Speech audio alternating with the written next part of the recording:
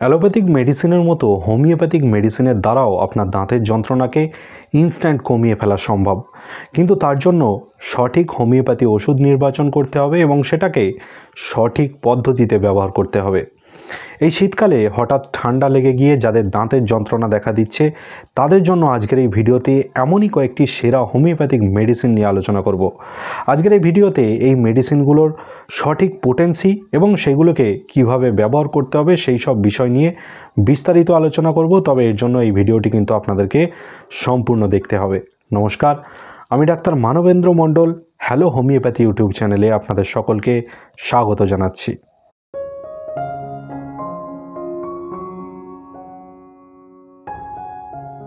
Allopathic চিকিৎসার মতো homeopathic চিকিৎসা কিন্তু শুধুমাত্র রোগের উপরে ভিত্তি করে হয় না। হোমিওপ্যাথি চিকিৎসা হলো লক্ষণ ভিত্তিক চিকিৎসা। দাঁতের যন্ত্রণায় আপনার যে ধরনের লক্ষণগুলি দেখা দেবে সেই সব লক্ষণগুলি হোমিওপ্যাথির যে ওষুধের লক্ষণের সাথে সবচেয়ে বেশি মিলবে, শুধুমাত্র আপনারা সেই একটি মেডিসিনকে ব্যবহার করেই আপনাদের দাঁতের যন্ত্রণাকে ইনস্ট্যান্ট কমিয়ে ফেলতে পারেন। সেই জন্য আজকের এই ভিডিওতে যে কটা হোমিওপ্যাথিক মেডিসিনের কথা আমি আলোচনা করব সেই সব কটা মেডিসিন আপনারা কখনোই একসাথে ব্যবহার করবেন না বা একসাথে একাধিক মেডিসিনও ব্যবহার করবেন না। আপনারা শুধুমাত্র সেই একটি মেডিসিনকেই ব্যবহার করবেন যে মেডিসিনের লক্ষণের সাথে আপনার দাঁতের যন্ত্রণার লক্ষণ সবচেয়ে বেশি মিলে থাকবে। দাঁতের যন্ত্রণার জন্য প্রথম যে হোমিওপ্যাথিক মেডিসিনটির কথা আলোচনা করব সেই মেডিসিনটির নাম হলো একোনাইট।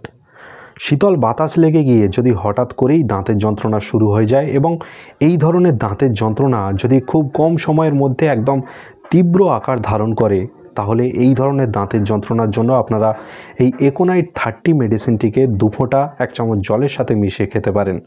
তাহলে এই ধরনের লক্ষণযুক্ত দাঁতের যন্ত্রণা আপনার কিন্তু কিছুক্ষণের মধ্যেই একদম কমে যাবে। দাঁতের যন্ত্রণার জন্য যে পরবর্তী হোমিওপ্যাথিক মেডিসিনটির কথা আলোচনা করব সেই মেডিসিনটির নাম হলো বেলেডোনা। শীতল বাতাস লেগে গিয়ে যদি হঠাৎই দাঁতের মধ্যে এক ধরনের দপদপকর যন্ত্রণা শুরু হয় এবং এই ধরনের যন্ত্রণা হঠাৎ করেই আসে আবার হঠাৎ করেই চলে যায়, এই ধরনের লক্ষণযুক্ত দাঁতের যন্ত্রণার সাথে এই সব ব্যক্তিদের দাঁতের মাড়িটা অত্যন্ত লাল হয়ে থাকে। এই ধরনের দাঁতের যন্ত্রণার ক্ষেত্রে আপনারা এই বেলেডোনা মেডিসিনটিকে 30 পোটেন্সিতে 2 ফোঁটা 1 চামচ জলের সাথে মিশিয়ে খেতে পারেন। তাহলেই দেখবেন কিছুক্ষণের মধ্যেই আপনাদের এই ধরনের দাঁতের যন্ত্রণা একদমই কমে যাবে। দাঁতের যন্ত্রণার জন্য যে পরবর্তী হোমিওপ্যাথিক মেডিসিনটির কথা আলোচনা করব সেই মেডিসিনটির নাম হলো ক্যামোমিলা।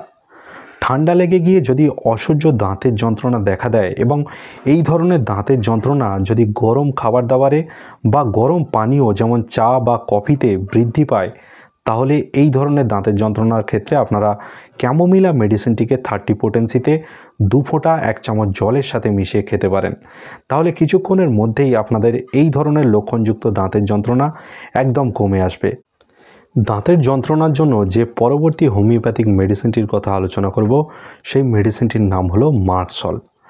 ঠান্ডা লেগে গিয়ে যাদের দাঁতের মাড়িটা ফুলে গিয়ে অত্যধিক দাঁতের যন্ত্রণা দেখা দেয় এবং এই ধরনের দাঁতের যন্ত্রণা যদি রাত্রিবেলা সবচেয়ে বেশি বৃদ্ধি পেতে দেখা যায় এবং তার সাথে যদি দেখা যায় যে এই সব ব্যক্তিদের অতিরিক্ত জলের পিপাসা, অতিরিক্ত ঘাম এবং মুখ দিয়ে অতিরিক্ত লালা নিঃসরণ হচ্ছে, তাহলে এই ধরনের লক্ষণযুক্ত দাঁতের যন্ত্রণার সমস্যায় আপনারা এই মার্সল মেডিসিনটিকে 30 পোটেন্সিতে 2 ফোঁটা 1 চামচ জলের সাথে মিশিয়ে খান। তাহলেই দেখবেন যে এই ধরনের দাঁতের যন্ত্রণার সমস্যা আপনার কিছুক্ষণের মধ্যেই একদমই কমে যাবে। দাঁতের যন্ত্রণার জন্য যে পরবর্তী হোমিওপ্যাথিক মেডিসিনটির কথা আলোচনা করব সেই মেডিসিনটির নাম হলো পালসাটিলা। ঠান্ডা লেগে গিয়ে দাঁতের যন্ত্রণা হলে যদি দেখা যায় যে মুখের ভিতরে ঠান্ডা জল ধরে রাখলে এই ধরনের দাঁতের যন্ত্রণার উপশম হচ্ছে এবং তার সাথে যদি দেখা যায় যে এই সব রোগীদের একদমই জলের পিপাসা থাকে না বা জলের পিপাসা অত্যন্ত কম, কিন্তু তা সত্ত্বেও এদের জিভটি অত্যন্ত শুকনো প্রকৃতির, এই ধরনের লক্ষণযুক্ত ব্যক্তিদের এই রকম দাঁতের যন্ত্রণার সমস্যায় আপনারা এই পালসাটিলা মেডিসিনটিকে 30 পোটেন্সিতে 2 ফোঁটা 1 চামচ জলের সাথে মিশিয়ে খান। তাহলে এই ধরনের দাঁতের যন্ত্রণা আপনার কিছুক্ষণের মধ্যেই একদম কমে যাবে। দাঁতের যন্ত্রণার জন্য আজকের এই ভিডিওতে যে কয়েকটি হোমিওপ্যাথিক মেডিসিনের কথা আমি আলোচনা করলাম, এর মধ্যে যে কোনো একটি মেডিসিন ব্যবহার করার আগে অবশ্যই আপনাদের কাছাকাছি কোনো হোমিওপ্যাথি চিকিৎসকের সাথে একবার পরামর্শ করে নেবেন। অথবা আপনারা চাইলে আমার সাথেও সরাসরি হোয়াটসঅ্যাপে পরামর্শ করতে পারেন। এই মুহূর্তে যে হোয়াটসঅ্যাপ নম্বরটি আপনারা স্ক্রিনে দেখতে পাচ্ছেন, এই হোয়াটসঅ্যাপ নম্বরে সরাসরি যোগাযোগ করে আপনারা আমার থেকে পরামর্শ বা আমার থেকে চিকিৎসাও নিতে পারেন। তবে এইসব মেডিসিনগুলি ছাড়াও হোমিওপ্যাথিতে দাঁতের যন্ত্রণার জন্য আরও অনেক ভালো ভালো মেডিসিন রয়েছে, কিন্তু তার জন্য আপনাদেরকে কোনো চিকিৎসকের সাথে একবার পরামর্শ করে নিতে হবে।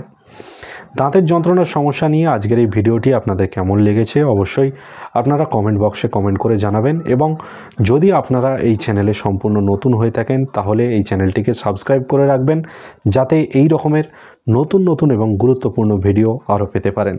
আজকের এই ভিডিওটি এইখানেই শেষ করলাম। পরবর্তীকালে আবারও এরকম একটি নতুন এবং গুরুত্বপূর্ণ ভিডিও নিয়ে আপনাদের সামনে আমি উপস্থিত হব। ততদিন সবাই সুস্থ থাকবেন, ভালো থাকবেন, নিয়মিত শরীরচর্চা করবেন। ধন্যবাদ।